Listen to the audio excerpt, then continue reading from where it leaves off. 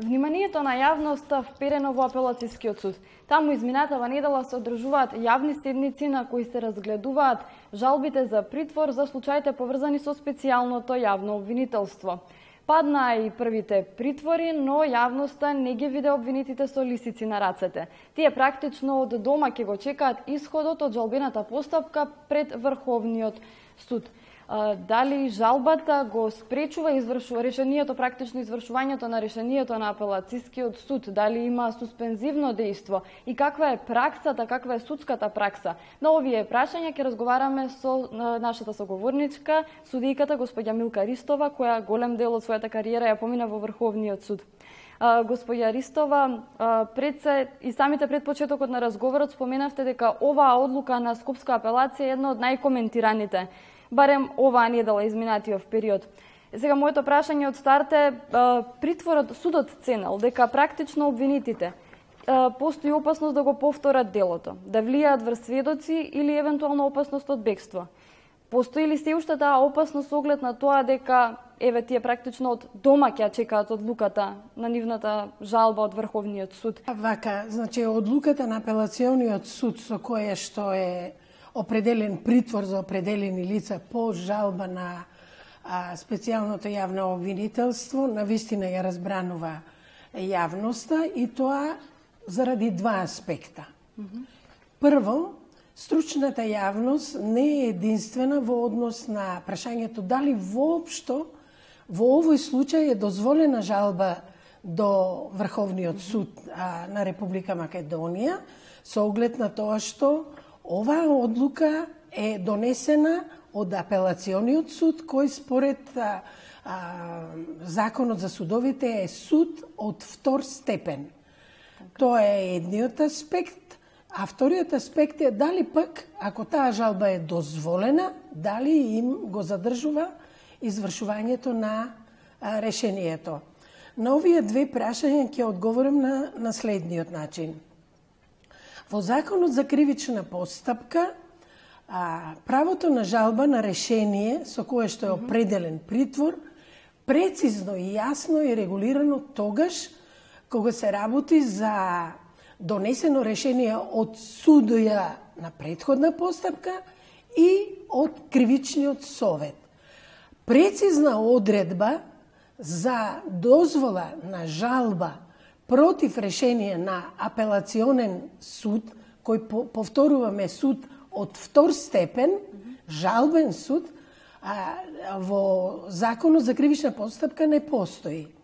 Меѓутоа, во однос на првиот дел, во оној момент кога ние се ја подпишавме и ратификувавме Конвенцијата за заштита на човековите права, покрај домашното право, ние имаме и го цениме како извор на право и конвенцијското право, а особено праксата на Европскиот суд за човекови права.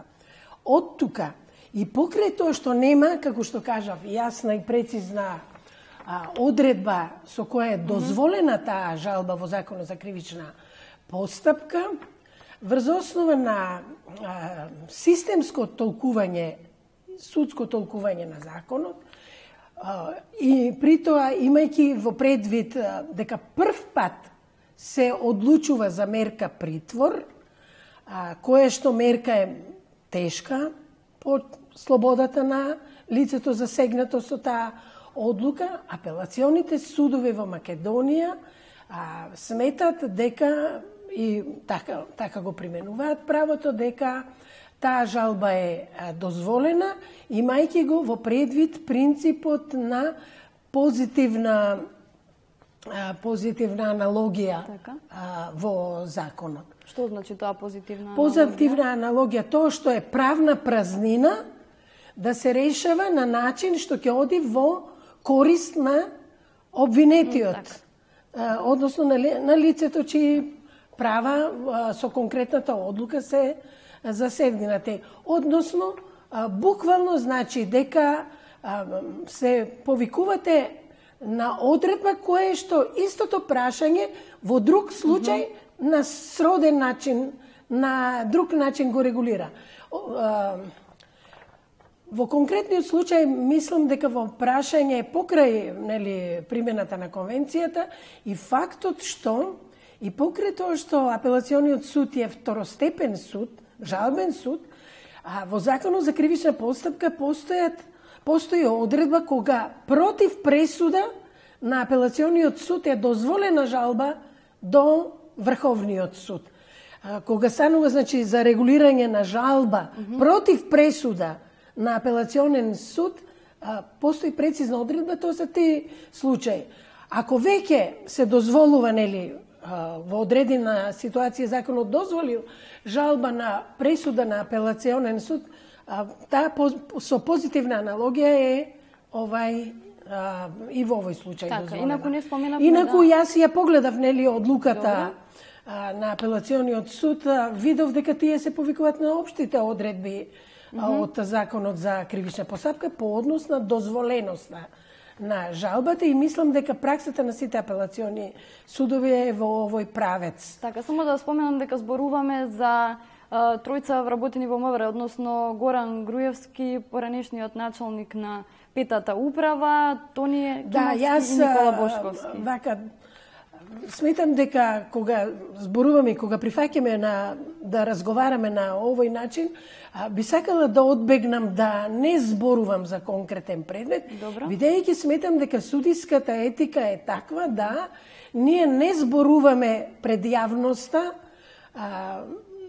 за предмет кој што е во процедура, бидејќи тоа се смета дека на некој начин ја прејудицираме одлуката на второстепениот суд. Затоа ви кажав во принцип како мислам за ова. Тоа е едниот аспект што ви го кажав во однос на дозволеноста, бидејќи може би помал дел од стручната јавност, но има дилеми во оваа смисла.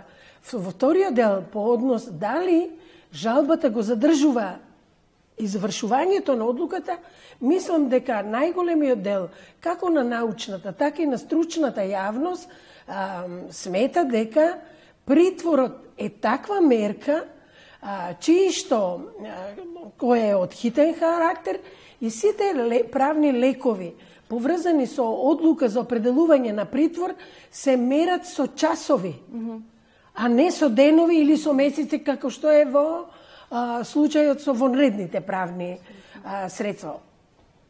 Мислам дека е најголемиот дел на стручната јавност на мислење дека жалбата во случај на донесување на решение за определување на притвор, независно од тоа дали се работи за судија од претходна постапка и кривичниот совет каде изрично е кажано дека има жалба, и во овој случај против жалба е дозволена и таа има суспензивно дејство.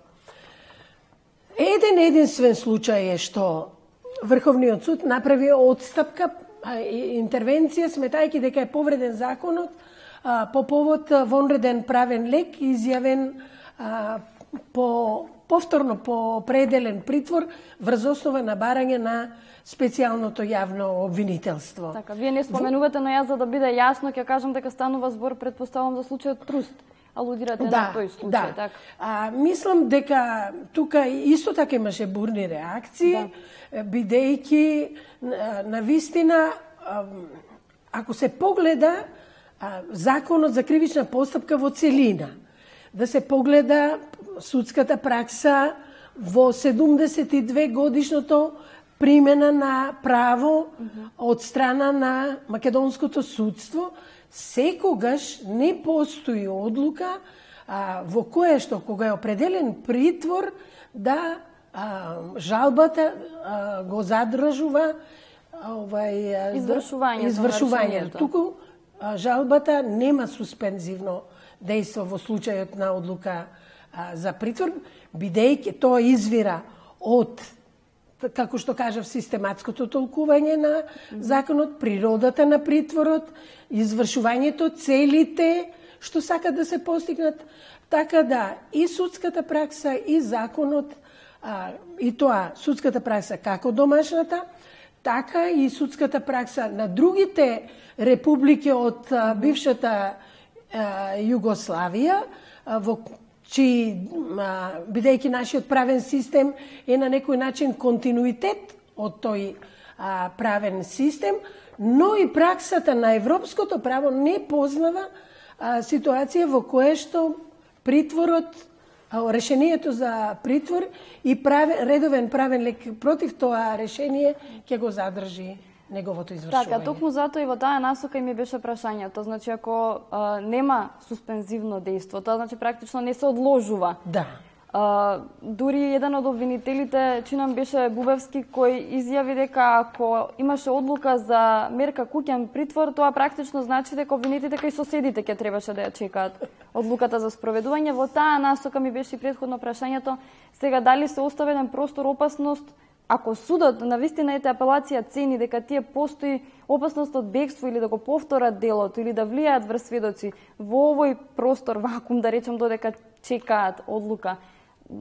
Што се случува практично сега во додека Јас веќе ви кажав дека многу е неизгодно судија да зборува за одлука за процес кој е жив, по кој што треба да се произнесат, нели, судовите, бидејќи единствено тоа е меродавно.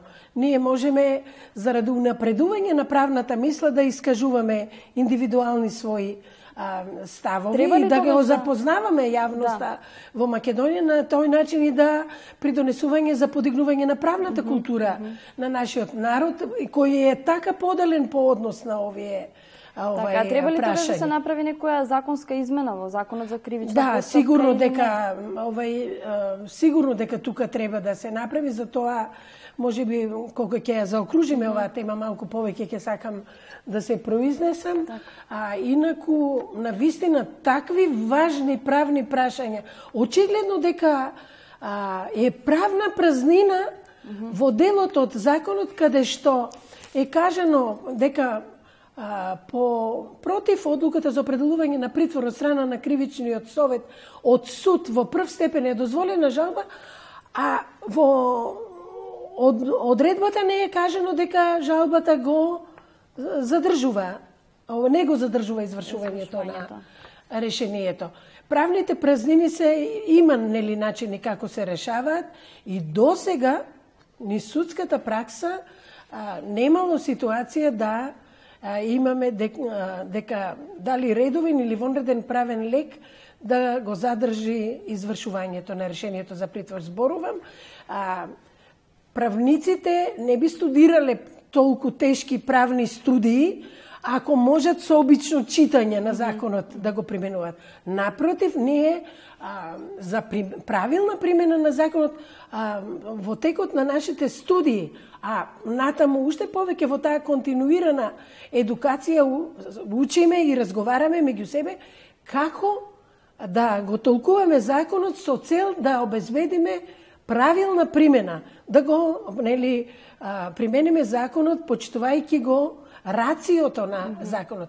Во овој случај, како што кажав, притворот е мерка за обезбедување на обвинетите од хитен карактер, апелациониот суд ценел најверојатно докази и нашол дека се исполните условите за определување на мерката притвор и одлучил така и дал своји аргументи.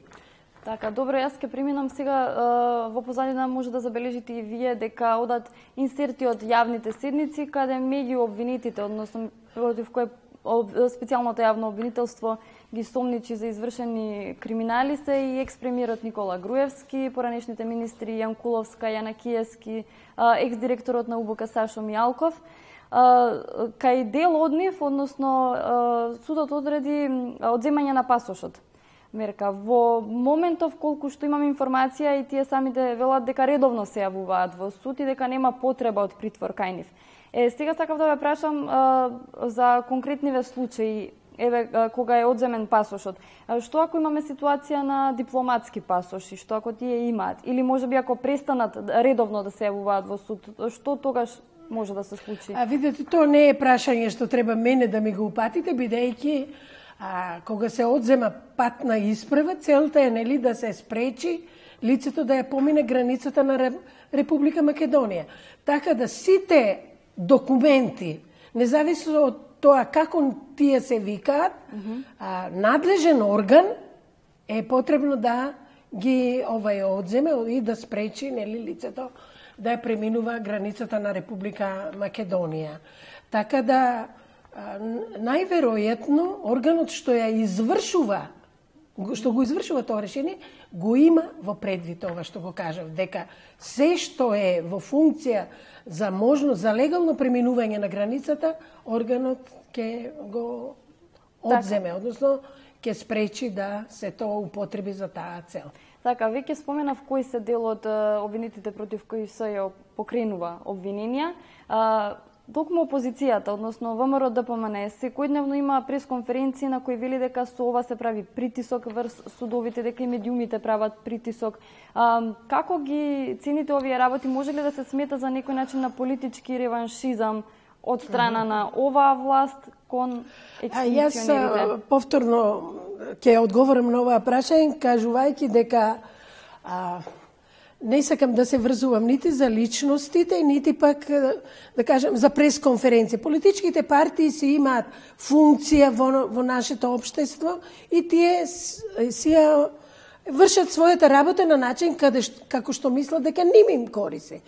Јас ќе зборувам во принцип. Секогаш, кога некого повикувате на одговорност, психологијата на лицата, на граѓаните, кога на било кој вид на одговорност се повикуваат, а особено на кривично-правната одговорност, која е најтешка одговорност, која значи да ве лишат од слобода, вие не знаете колку е тоа тешка работа, се труди да ја одбегне одговорноста. И заради тоа секогаш тие сметат дека неправедни се одлуките, дека нема докази.